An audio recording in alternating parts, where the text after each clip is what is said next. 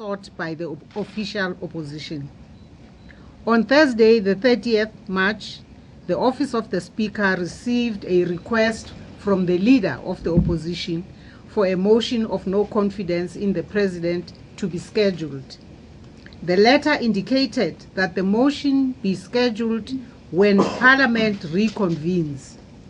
Later on the same day, a similar request was received from the leader of the Economic Freedom Fighters. The letter made a further request for the National Assembly to be convened for a special sitting in the week of the 3rd April to debate and vote on a similar motion. On Friday, the 31st March, my office received a further letter, again from the official opposition, requesting that the National Assembly resume its business earlier to process the motion. The procedure for processing a motion of no confidence, which is a right members of Parliament enjoy in line with the oversight function of Parliament, is stipulated in the rules of the National Assembly. Once such a request is submitted to the Speaker, the rules outline the following process. 1. Assessment of the request to ascertain if it is compliant with the appropriate rules. 2. Consultation with the Chief Whip of the majority party and the leader of government business, who is the Deputy President of the Republic. 3. Scheduling of the motion within a reasonable time given the program of the Assembly. The National Assembly members are currently undertaking their constituency responsibilities across the country and are scheduled to return to Parliament from the beginning of May. The consultation process prescribed by the rules is meant to deal with these issues.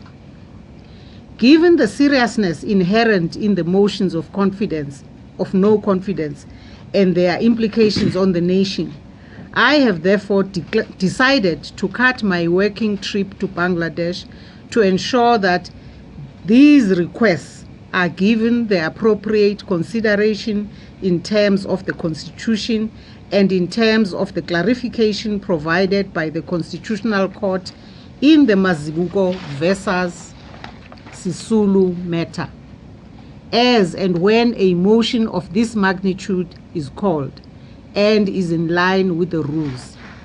It must be scheduled and must receive priority. I will therefore, as of today, begin a process of consultation contemplated in the rules in the consideration of the request submitted. I envisage that the consultation should be concluded as soon as possible.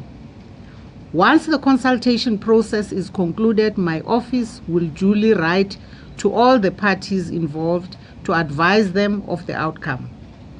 On the question of what procedure would be followed in an event a motion of no confidence is agreed to by the House, the Constitution clearly stipulates what happens should a motion of no confidence be carried in sections 86, 88, and 90.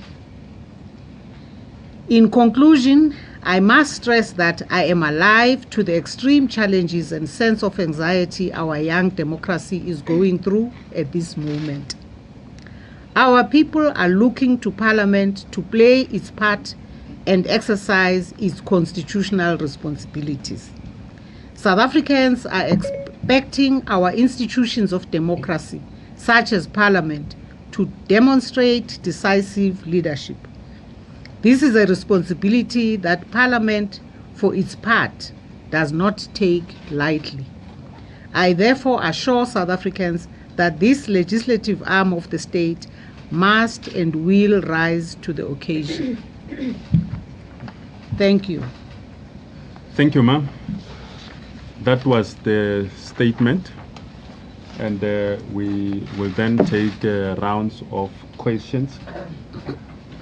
Just indicate your name, and you'll be given a mic, a roaming mic.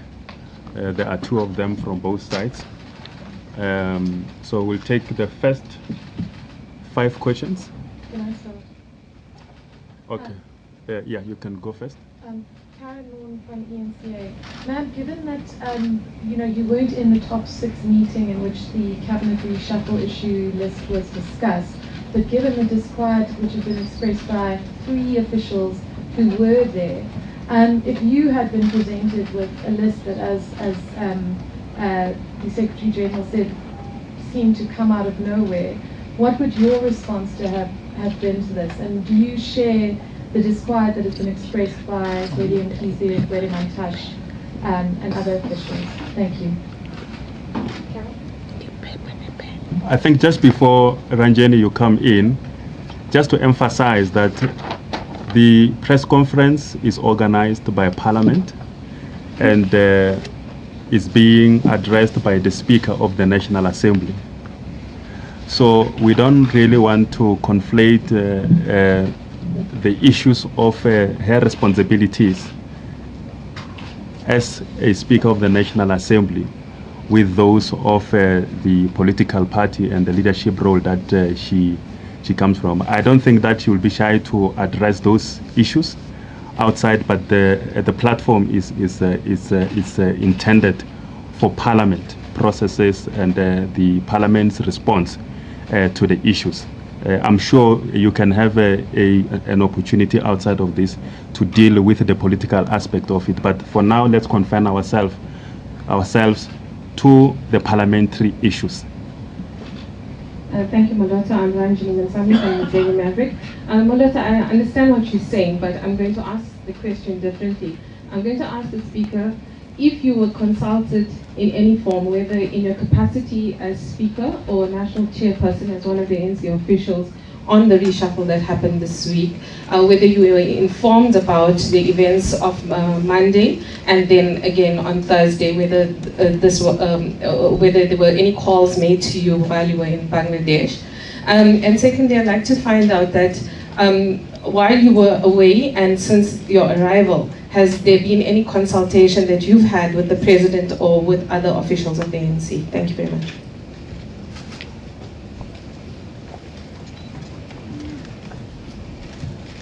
Marika from Jacaranda FM. Speaker, just to kind of on a technical point, say you decide not to convene earlier, that they only come back in the start of May.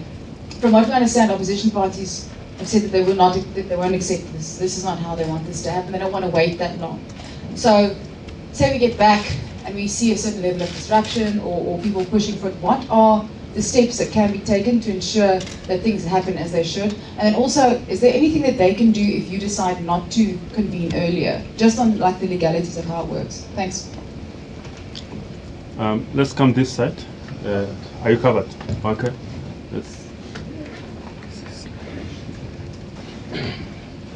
Crisalda Lewis from SABC Television. Molota, I think we'll respect what you've just said.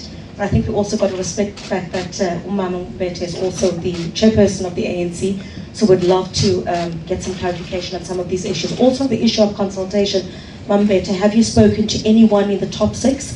And we would really like to get your sentiment with regard to what's happened in the country over the past couple of days. That's what the third question. Let's go for the fourth at the back. In fact, this is Oh, yeah. That will be the last one, yes.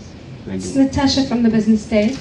In light of the criticism of Parliament in the past, that it had failed to hold President Jacob Zuma accountable after the Nkandla judgment, the Speaker is assuring the nation that this time she does understand the seriousness of this matter. How can you go further to assure the nation that this time around we will actually see the legislature playing its role, its oversight role on this issue? Thank you. Okay, those were 5 questions. Let's give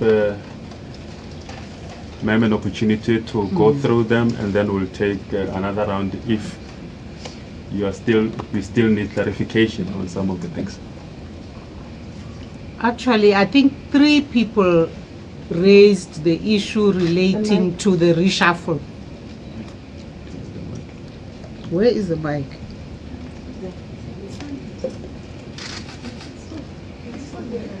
You can still hear me, yeah. So clearly, the popular question relates to the reshuffle. I was there on Monday. Remember on Monday, we had a bilateral with the South African Communist Party the whole day. And the president actually did brief that meeting about, in particular, concerns relating to the Treasury and the Ministry of Finance, and the actual issues relating to the trip abroad and so on. So I was there when that briefing was first given by the president, and it was thorough. He shared with us, not just as I was hearing on radio now coming here, the specific, what is it called? The specific report from intelligence relating to that actual visit, but some historic background. So that I appreciated. I mean, we were happy, all of us, that he took us into confidence. Of course, he didn't brief us about the rest of the package and intention of other people that he was thinking of. He was still in the process of looking at that particular issue.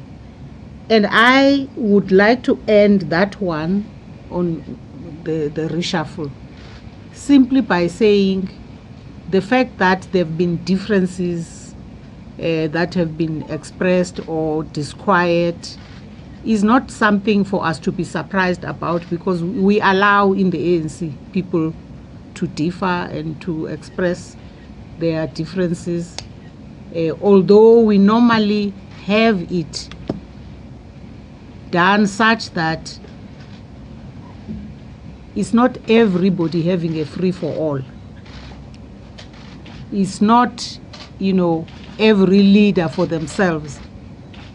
We have always prevailed on our cadres that, in fact, what's expected is that the one with the specific responsibility to speak on behalf of the organization or a grouping should do that. But these are matters that tomorrow, when we meet as the constitutional bodies of the ANC, both the top 6 and the National Working Committee, we will deal with. And therefore the ANC would be able to speak in somewhat of a more organized voice when we come out of that exercise. The last I want to say is that, the one thing we have learned in the past is that our people always express disquiet and unhappiness about us differing in public. People have always said so to us, that they expect of us as leaders to deal with our issues and come back to them when we can give a message, that is to give South Africa out there the assurance that things are under control. And I hope that now that people have indeed expressed their unhappiness, they've differed in public, that we will now come back together and bring together our voice so we can address the public in a manner that will reassure them. On the issues relating to legalities, someone was talking about how are we going to assure people in terms of Parliament that we are really going to seriously address the concerns and the requests that have been made. My answer is that we always do that. Well, Mr. Klaso is here. He's the Secretary to the National Assembly, who plays a key role in assisting for us to address the role of the National Assembly in ways that it comes up when we attend to our work in Parliament. And that, in fact, we would never, not do what is expected of us by the law, by the Constitution. The fact that we can't satisfy everybody all the time is a different matter. If any one of you read an article that was written by Muloto here next to me, responding to certain accusations, criticisms, and complaints, you will have noticed that, in fact, it's not just our parliament, it's parliaments all over the world that, where the speaker has a specific role. And it doesn't matter that people seem to expect that the speaker should jump into the political fray. The speaker doesn't, is not expected to. So when people complain, for instance, that no, but this minister is not answering the question the way I want them, it's not for the speaker to make them answer the question a particular way. The speaker is there to make sure that they answer. That they have not answered to your satisfaction is a totally different matter. So I'm trying to say that you may think that certain things have not been done according to legalities, but in fact the truth is we do our best according to the limits of the rules, the law, and the Constitution. And in this case, when we deal with the applications, with the requests that have come to us, we will do the same.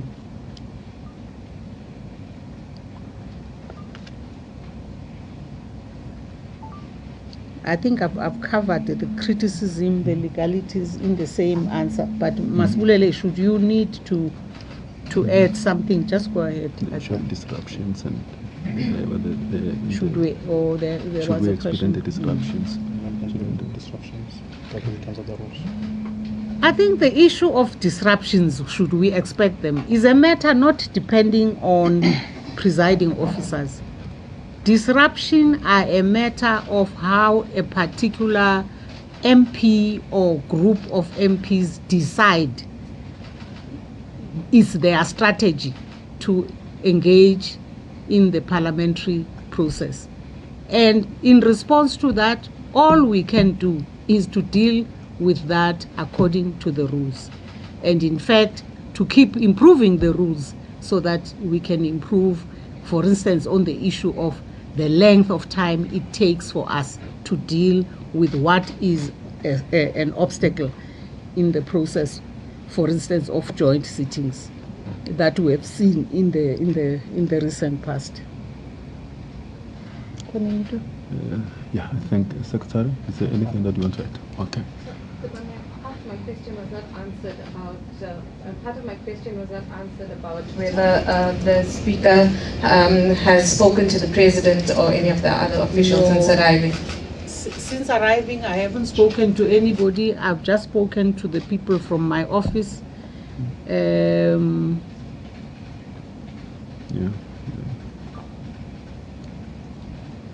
The Speaker literally arrived an hour or so ago, so it's not been too long. And then can we take the second round? I see only 2 hands. Is there anyone in the back, at the back, who we haven't given an opportunity? Okay, so we'll give you 2, and then you want the second bite, and then you also want a third bite. All right, Clement Mbete from Eyewitness News. Thank you so much, Speaker, for your time. I appreciate that you say our people, ANC members perhaps, don't like it when there are differences. But ANC members also didn't like it when, at some stage, the party also took collective responsibility.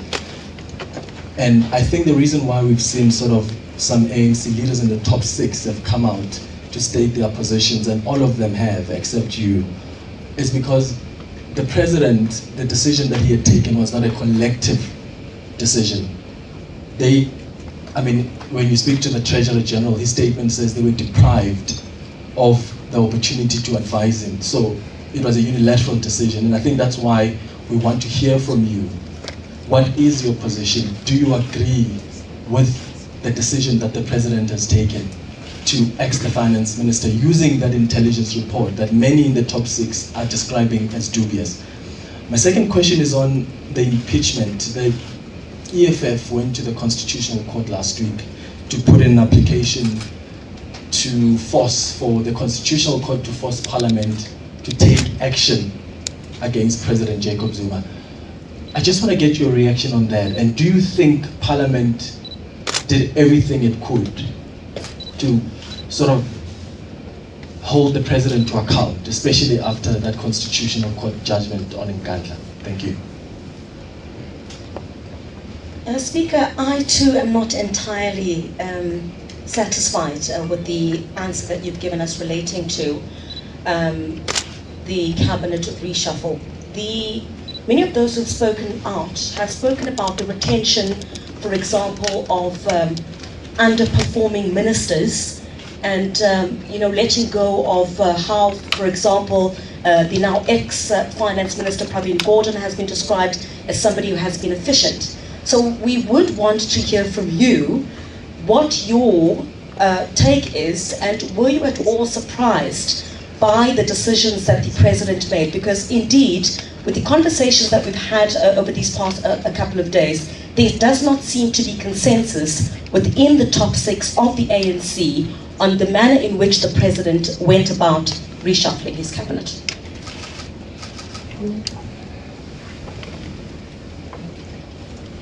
Ma'am, it's Ranjini from Daily Maverick again. You spoke about the fact that you were at the meeting on Monday, and you said that the president referred to this intelligence report. And if I heard you correctly, you said you appreciated that. Are you saying that you appreciate the reasons for the firing of the finance minister based on that intelligence report? Or the fact that he explained it? Can you just explain to us what you mean by saying that you appreciated that he spoke about this intelligence report, and you referred to other historical issues with regard to the finance minister? Can you tell us what those are? And secondly, this consultation process that you are embarking on with Deputy President Ramaphosa and the chief whips, can you give us an idea as to how long that is expected to take, and if you do call a session, how soon we can expect it? Thanks very much. Okay, the last one. Ma'am, the EFF has included a lot of correspondence between your office and itself in the court papers at the Constitutional Court, in which they repeatedly requested that Parliament take some form of disciplinary action against the President over the Nkandla issue. Can you give us, your office's correspondence indicates that you repeatedly refused that. Can you indicate what the thinking was in terms of that? And then, just how, again, echoing Ranjani's question, how soon will it be that we can see these motions of no confidence actually being ventilated in court? And is there not a concern that if Parliament isn't seen to take over that oversight role as demanded by the Constitution, people will lose faith in your ability to actually hold the executive appropriately to account? Just to add on to it. I think Karen kind of touched on it. Speaker, you said earlier that you'll go and consult and then come back as soon as possible. Is there a limit, a time frame? How soon is soon, vaguely, to satisfy everyone and all parties here? I mean, can it take a month, for example, until they're open? Just ballpark. I'm sorry, one last thing. Will you allow a secret ballot in terms of a motion of no confidence? Thanks. Okay. A secret ballot is not part of what we do. It's not provided for in the rules. So we simply just don't do secret ballot until one day maybe there's enough pressure from the MPs themselves, the rules be changed. Then we will do that when the rules allow us to do that. But right now, we have no basis for secret ballot. Ranjeni, on what I said, we appreciated. All of us were there, the 12 of us appreciated the fact that the president took us into confidence on a range of matters in the experience of his work with this particular minister and the treasury. So I was not talking about just the intelligence report. For the rest, really, I will only talk when I have been favored myself, having participated together with the leaders of the ANC that would be in the constitutional structure that would meet tomorrow. Then I can have a basis on which I have a better, understanding of details and what has been going on, because I can't comment on things that happened in my absence. I tried to get ENCA while I was in Dakar. I really badly wanted to keep in touch with what was going on.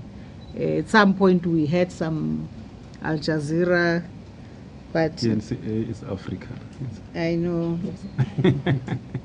But when you are far from home, you really badly want, to get an African station.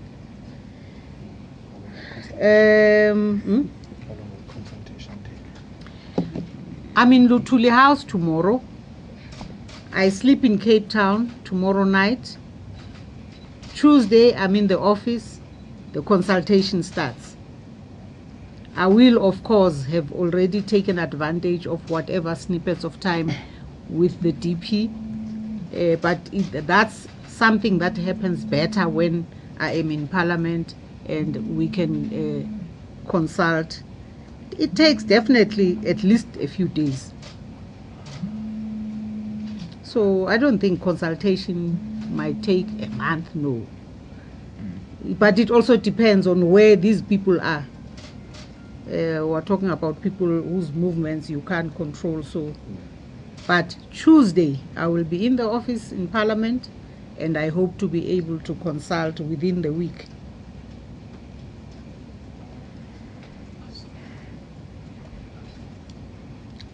The last one. Correspondence. Correspondence. It does not matter how many times you write about an issue. When the issue is an issue that cannot happen because there's no basis for it to happen, you can write 100 letters. It does not help. That's another one we spoke of, ANC collective responsibility.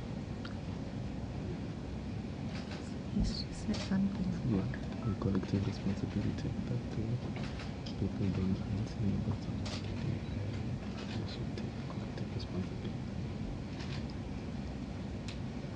I remember that. These are your colleagues, Yeah. the chair. But actually, Some who South Africans say were kicked out, yet they were performing ministers, and accusations that some who were non-performers are still stuck in that cabinet. Can we not have personal? These are your colleagues. So you personally, these are some of your colleagues, some that have been kicked out and some that have been retained. I know that you want to wait for official process and you want to speak with one voice as the ANC, but the cat is already out the bag. A lot of sentiment has already been shared by members of the top six. Take us into your confidence. yes, members of the top six have shared, have expressed themselves. I'm still to hear what was going on, including what happened that we ended up all speaking like that. And when I have a full appreciation of that, maybe I can comment. Ma'am, do you disapprove of the way in which Cyril Ramaphosa and Gwede Mantashe and Zweli Mkhize have spoken out? Because you said that people have indicated to you that you don't like it. They don't like it when the ANC doesn't speak with one voice. Do you think that they did something wrong in vocalizing their discontent with what has happened? We have a way we do things. We have a way we have agreed to do things. We have a culture. We have meetings. We are brutally frank when we are in those meetings. But there are things we just don't do. But I will express myself in the ANC meeting. Can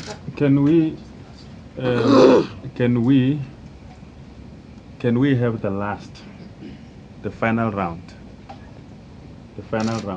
and then let's try to give people that we have not given an opportunity to also ask question. Mr. Manyatel. Yes, you can go first.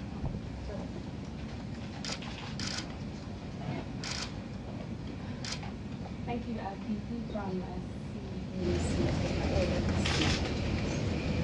It's on.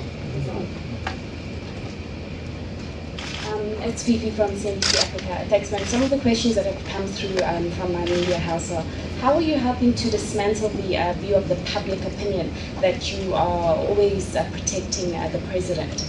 Also, ma'am, are you worried about how opposition parties always have to use the courts to force Parliament into action? And lastly, in the event that a motion of no confidence vote does go through against the president, what are the processes that will follow after that? I asked you to answer that question. Yeah, The Secretary of the National Assembly will deal with that last question. Right, and then no, so we take two and then we close. Yes. Okay. Chair, since I'm asking you a question, Chair. Okay, you were not in the meeting. You're still going to get feedback on what happened, and you want to understand why members of the top 6 are responding the way they are to the decision by the president. Can you take us into the ANC's processes then? When the president is about to reshuffle his cabinet, does he consult and get advice from the ANC top 6? Is he supposed to do that? Or does he go and inform the ANC top 6? Is it supposed to be a consultation where he receives advice from the top 6? Or can he just go and inform them and say, this is what I'm going to do? Thank you. Karin, I thought we said. Also, my question wasn't. I thought we said we are taking the last, and then I said going once, going twice. No, I'm just clarifying because my question wasn't answered, so I'm just trying to ask it again. Okay, let's take the last two then. Okay. I had asked whether the president had informed you as an official. You were absent, but did he call you when you were abroad to tell you about the reshuffle?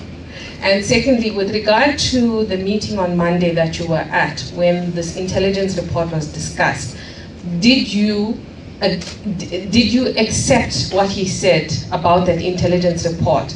So I understand what you just explained, that you don't approve of the officials speaking out frankly, but in terms of that intelligence report, do you believe that that was a valid reason for removing the finance minister?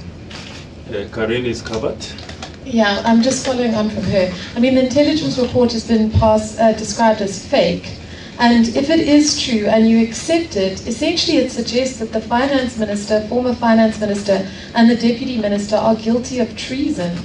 So would you then believe that they should be criminally charged? Because if you do accept that report, that is the implications of that report. Can I start with this issue which comes back again and again? We did not discuss an intelligence report. The president talked about it, right? We did not see it, we did not discuss it. So there was no question of agreeing or not agreeing on it, or approving or not approving of it. It was part of a package of issues that the president touched on as a background.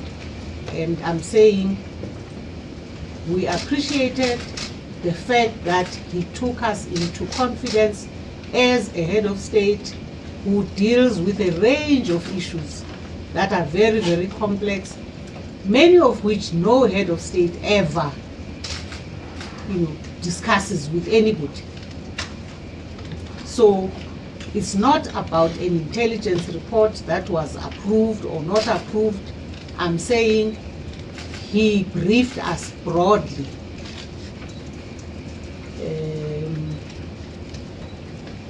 ANC process? The ANC no, there's no ANC process that requires the president to come and have a conference with all of us about reshuffles. No, we don't do that.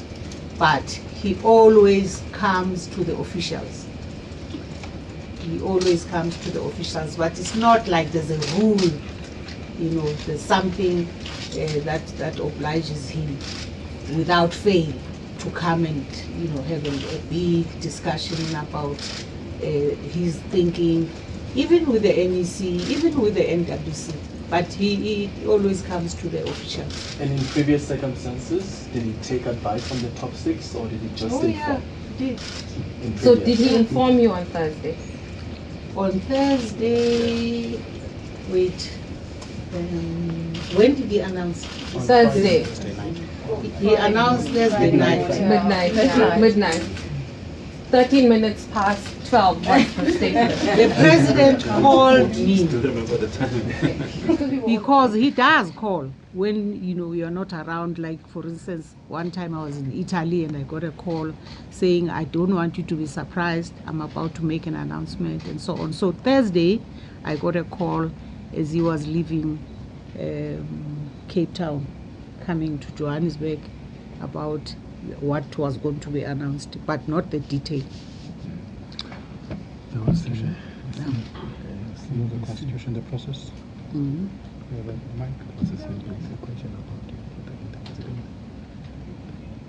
What would be of great interest to me is if members of the media one day would go into further detail about this protection of the president.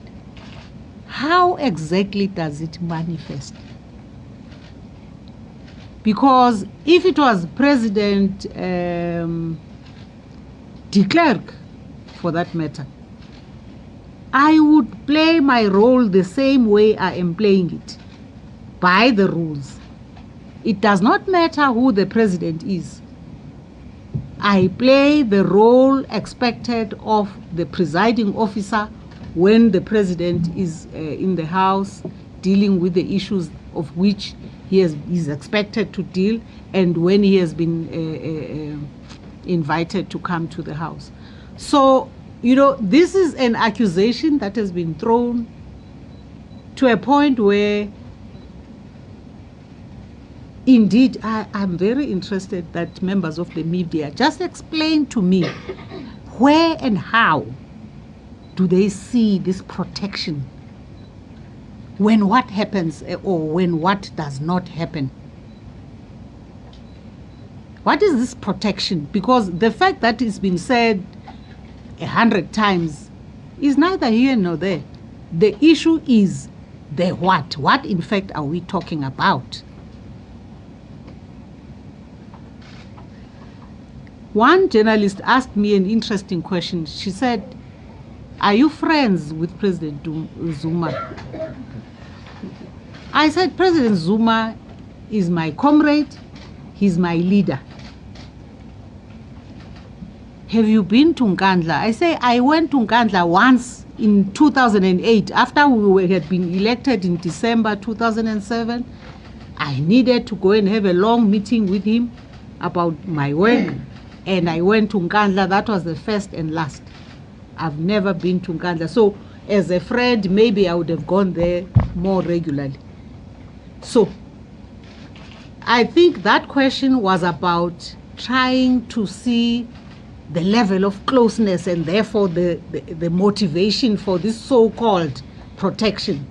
But I think let's go back to the protection. What is this protection? Somebody must just define it. And say, one day someone wanted to hit him and I jumped and I went and protected him with my body. Or what are we talking about? Please, awuphendule le nto The process. process. If should the vote of motion of no confidence win, what then happens? In the event that the motion of no confidence is agreed to, the Constitution in section 102.2 says that the President and the rest of the cabinet must resign. And in section 86, the Constitution provides that when there's a vacancy in the office of the President, the Chief Justice must set the date and time for the election of a new President, and that must happen within 30 days. Thank you. Okay. Thank you very much, colleague, for coming, and thank you for your patience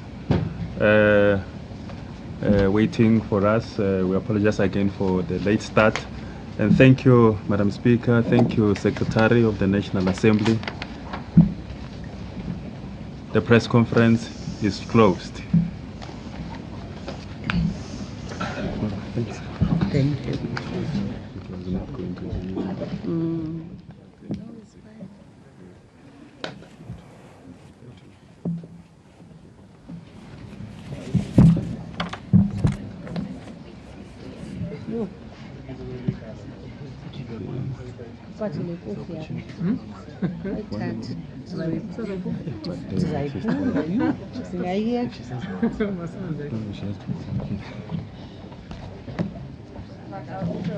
Thank you. You don't get to this one.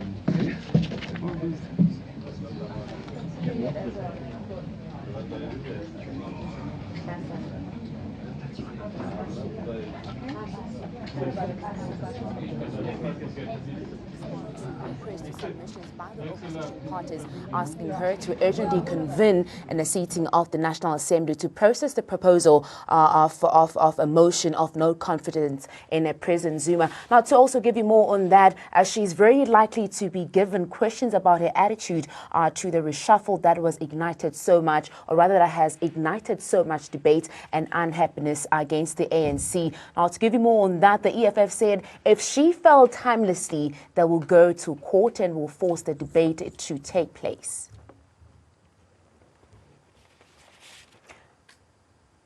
And I guess that this motion of no confidence is something that that we have to wait and see, and it's also a wait and see game that that is ahead of the National Assembly.